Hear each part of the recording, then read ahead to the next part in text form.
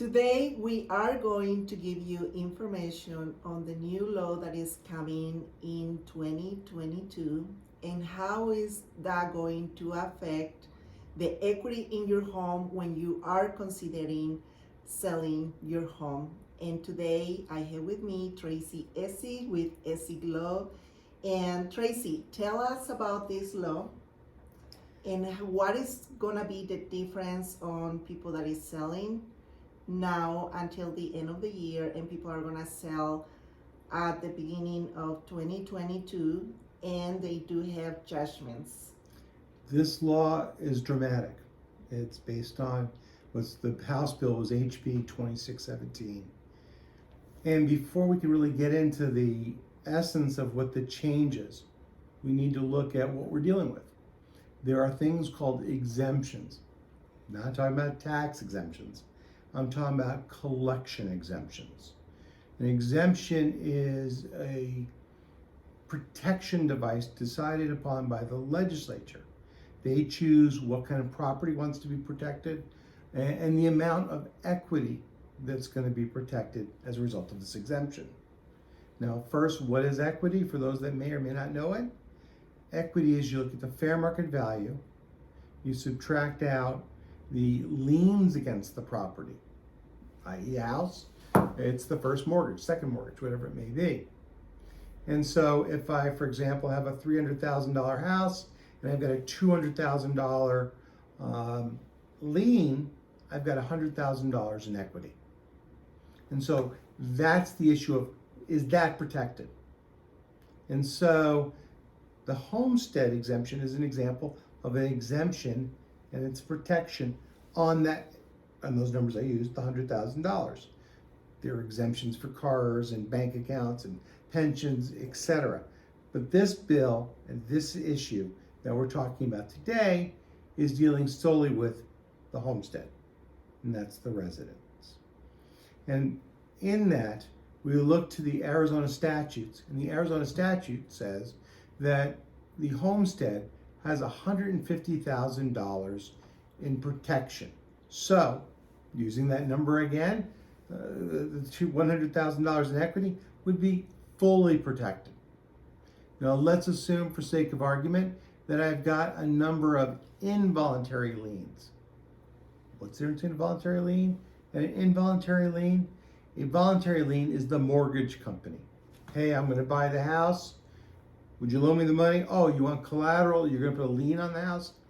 Okay, that's a voluntary lien, and that is something that they can then pursue collections if you default. What is an involuntary lien? An involuntary lien would be a judgment. I didn't pay my credit card bill. I didn't pay my medical bill, and they sue me. They get a judgment. And one of the things that they're going to do is they're going to record it with the county recorder's office. The idea being in their mind is that, hey, you've got a house, it's got equity in it, I can attach that equity and get paid. Well, as of this date that we're recording this, such a thought is wrong. The Arizona Court of Appeals held that even though there is a $150,000 homestead exemption amount, if I have a involuntary lien, that judgment lien, guess what? That can never be enforced when we're selling the house. I mean, let's take a look at, there's two ways a creditor could pursue collections. There's the permissive, sit back, wait for the house to sell. Okay, house is sold, I get my money. Or there's the way that I am the judgment creditor and I want to do a foreclosure action. If I'm doing the foreclosure action, the courts have said, yeah, judgment creditor, you can do that. You can go after the homeowner. You can take the equity if there's any left after paying the first mortgage, paying the $150,000 for the homestead exemption, and then, if there's any money left over, you get to keep it. But if it's the permissive sale, where you go out and you sell the house, and there's all of this equity. Let's assume it's more than 150, the homestead exemption amount. And what can then the creditor that's got the judgment do? Can they get that money? Well, if you had gone back more than 2 years ago, the title company said, sure. And in fact, if the title companies don't know what they're doing, they're saying sure now. So let's put that in the hypothetical. The hypothetical is house gets sold. Let's bump up because of rising prices. The house now sells for $400,000. That's good. Let's go to $500,000. House sells for. So they get the house. It sells for $500,000. The first mortgage is $200,000. That leaves $300,000. So the title company might have said, well, homeowner, you get the $150,000 home exemption, homestead, and then you, judgment creditor, you can get the balance. The Court of Appeals said no. The homestead exemption is not, in that situation, is not limited to the $150,000. And in fact, in the hypothetical I gave, yes, the first mortgage company gets $200,000. The homeowner gets to keep the full $300,000. Pretty extreme. Now, because of a change in the law that was pushed by the Attorney General's office to protect their judgments, well, they start filing this action to try and get the law changed, and everybody went, me too, I want this protection. And so the law ultimately did the following. It said, we're going to increase the homestead exemption. Right now it's $150,000. We're going to increase it to $250,000. Now, by the way, remember on this that in order for the exemption to apply, we have to be dealing with a residence. It's got to be the primary residence. There's a big issue whether or not it's got to be in the state of Arizona. I think right now, with the way the legislation is and the history, I think there's a valid point to say, yes, it's got to be in the state of Arizona. But that's not one of those settled case laws. So you've got to have the primary residence. You're only protected up to that now, $250,000. Now, what happens if I am dealing with one individual who owns the property? They're entitled to the $250,000. What happens if I have a married couple? How much of a homestead exemption are they entitled to? Are they entitled to two times $250,000, so $500,000? No, a married couple is only entitled to $250,000. But what happens if I have the following scenario? I have a couple, for whatever reason, do not get married. How much is that? And they both own the house. How much is their exemption? Their exemption is up to now $500,000, or it will be after January 1st, because it's $250,000 and $250,000, and they're not married. Makes a big difference. But let's talk about this infamous change in the law some more. What it says now is, if there is a judgment that is pending, that means it's on file with the recorder's office, and it can be a 5-year-old judgment, it can be a 10-year-old judgment. Judgments can be renewed, so it could be a 15, 20-year-old judgment. They could just keep going. That judgment will trump the homestead exemption. So where historically the rule was voluntary lien holder, mortgage company, then the homeowner gets the homestead exemption. Now it's mortgage company, judgment creditor. If there's any money after the judgment creditor, then that homeowner will get that. The interest owed to the I don't see your face. Let me move it really quick. I'm sorry. No, you're fine. Can you see your face now? I can see my face. Okay, perfect. I can see a red dot before. I look like Santa. All right, perfect. Okay, so back to how much and who can get what. As I said, the old way, Mortgage company gets paid in full. They have whatever is owed to them. Then the amount would go to the homestead exemption. And under case law, all of the equity would go to the homeowners, even if it was in excess of $150,000. As a result of this law, now what happens is we go, okay, mortgage company, you get it first. After that, then we go not to the homeowner, but we go to the judgment lien creditor. I shouldn't say singular, because it's not uncommon for individuals to have multiple judgments. Something negative happened in their life. It was a medical situation, and guess what? They've got a number of judgments. They didn't pay some doctors, hospitals. Bills are very expensive. Couldn't pay it. A judgment is obtained. Those judgments will, as long as they're recorded, will trump the homestead exemption. That is significant. It's significant for a number of reasons. One, anything before January 1st. You would sit there and have creditors go, fine, I want collections. I can't do a collections on this debt. I will sell the debt because it's not worth anything. There's no property, there's nothing there. Or there is a house, there's equity, but I can't touch it because of the darn statutes and the case law. Well, now they may be willing to say, you know what? We're going to sell it, the debt, to another company. And those companies may start bundling the debts. Why? Because the house may not sell today, may not sell tomorrow, but somewhere down that line, that house will sell.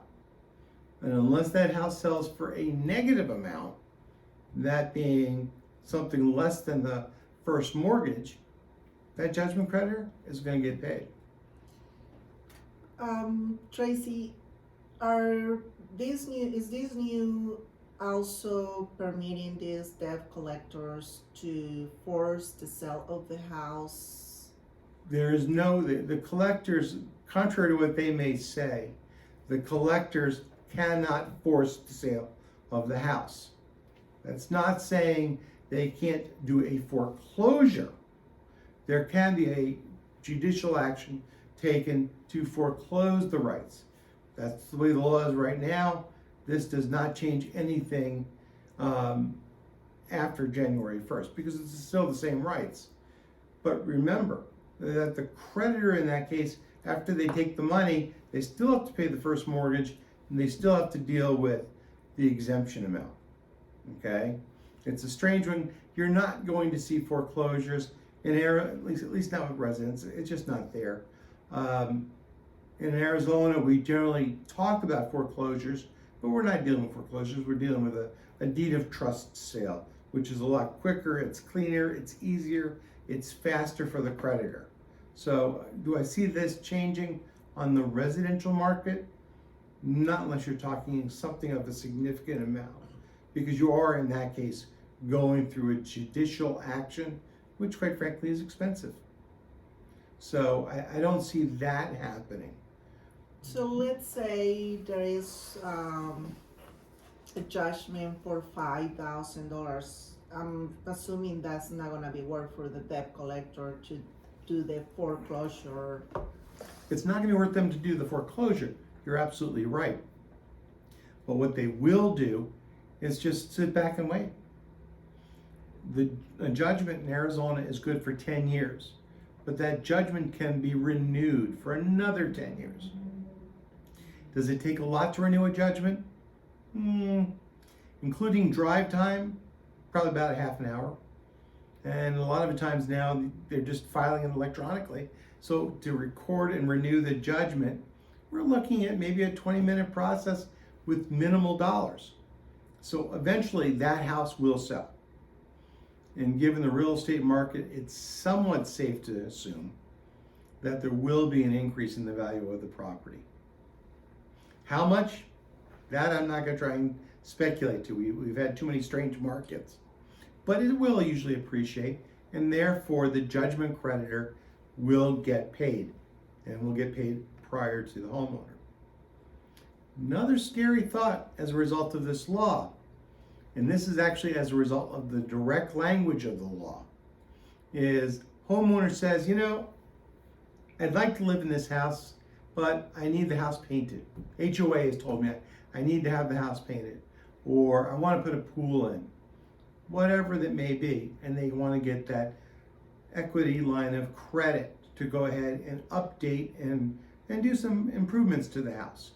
Or alternatively, as you see on the TV, it's, hey, I want to go ahead and get a loan so I can pay off some of these past debts. Well, that used to work. Whether that was a good idea or not, that's not for this video.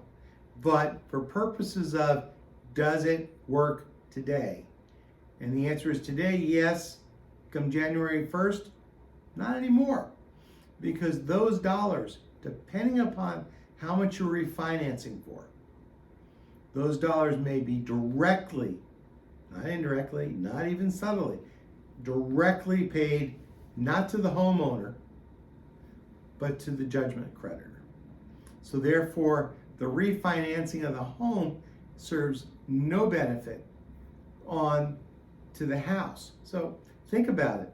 I want to do some changes to the house so I can sell it, maximize the amount. Well, I'm going to be penalized if I take out the money to do the refi, and or I'm also going to be penalized if I sell the house and there's a judgment there.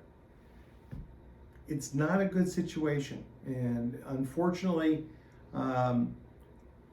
people are going to have to be aware of that, and that's why you're seeing right now situations where it used to be, hey, I'm not going to negotiate. You got a judgment, but you can't do anything with it.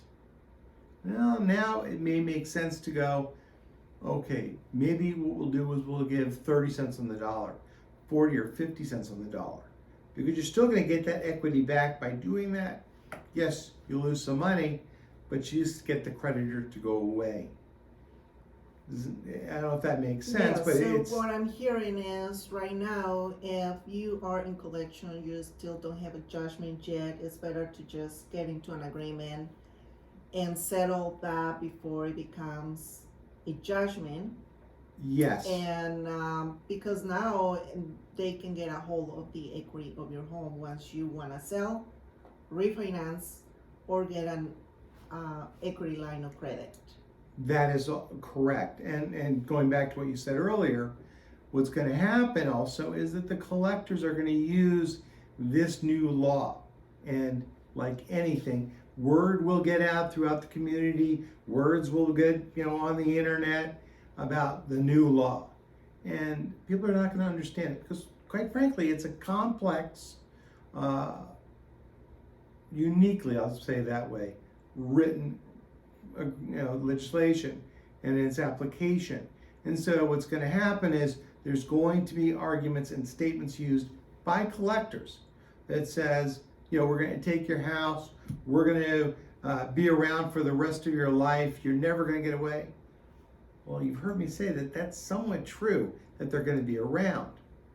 But what they actually get, it's not going to be as much as they say, I'm sure. I have two questions that comes to my mind. One, can you help somebody with your practice to negotiate those liens, judgments, debts, so they can go away? One. Two, how is this going to affect the bankruptcy law? Because I also know that you do practice bankruptcy. Exactly. And for the first one, the settlements, that's how it's going to be. We're going to be doing a lot of settlement negotiations because we're going to look at it from the total picture. Fine, creditor, you may be able to get money from the sale of the house, but if I'm not going to sell my house for 5-10 years, is it really worth it to you to keep that? You might be willing to say, okay, I'm willing to cut a deal, so I'd rather have $1 today than $1 in 5 or 10 years from now. So yes, negotiations are clearly appropriate.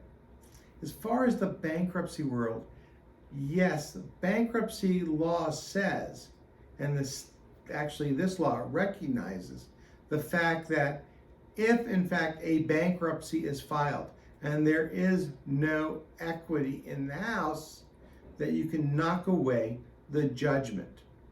So yeah, there may be a avenue where the bankruptcy system can be used to get rid of this debt.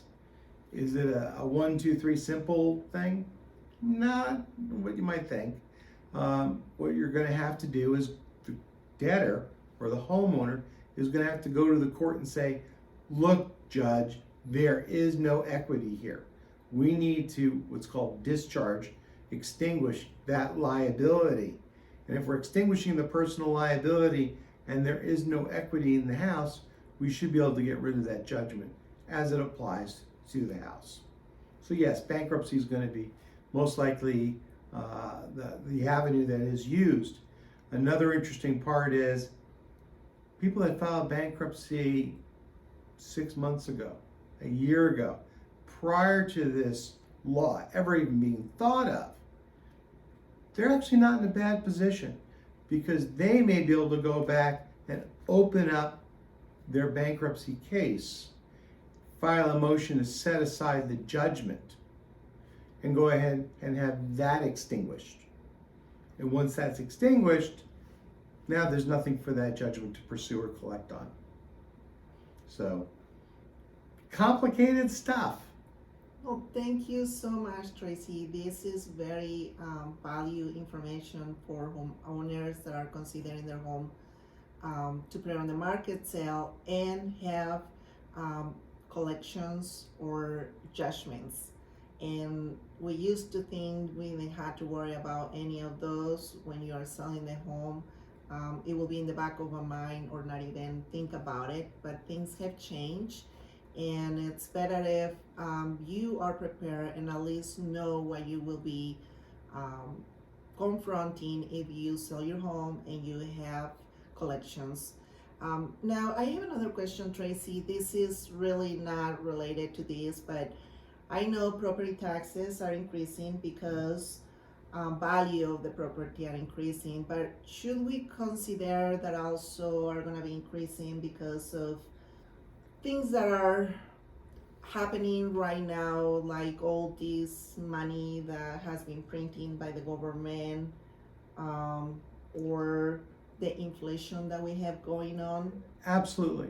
You're going to be seeing increases. They're already seeing increases. If you recall, prior to 2010, Arizona had incredible increases in the fair market values of the house. Doesn't look like Arizona learned a lot from that because people are going out and spending money. Houses are a good investment as long as you make the right purchase. You need to rely on the professional you hire. Otherwise, you can go out and pay too much money, and then you're getting yourself in trouble because now you're dealing with potentially a repossession. You're dealing with the foreclosure. If the judgment creditor wants to do it, there's a lot of actions that can be occurring. It's something to be careful of, okay? The other thing to think about when you're dealing with this, if you're dealing with, say, you see on TV those tax situations of, we can take away your tax debt through, for pennies on the dollar. Well, believe it or not, this new law has application there. Because going back to those exemptions, the exemptions don't apply to the Internal Revenue Service. They don't apply to the Arizona Department of Revenue. So if I had lots of equity in my house, I may have tried to do what's referred to as an offer in compromise, which is settling it for something less than the amount that is owed. And so the taxing authorities, IRS, Department of Revenue, would say, wait a minute, you've got a lot of equity in the house. We're not going to agree to that. Well, now the IRS, the Department of Revenue, may be trumped by that judgment lien holder who never used to be able to get into the homestead exemption. Now they can. And if they've recorded it, that judgment, prior to the tax lien coming into place, there's less equity for the taxing authorities, and they may then be willing to accept less and settle the case. Well, thank you again, Tracy. I really appreciate your time. My pleasure. And for you, if you have any questions regarding this, I will be putting on the remarks his office number and you can contact him. And if you have any real estate questions, you can send me an email or a text to the information on the screen. Thank you for watching, and we will be looking forward to see you again.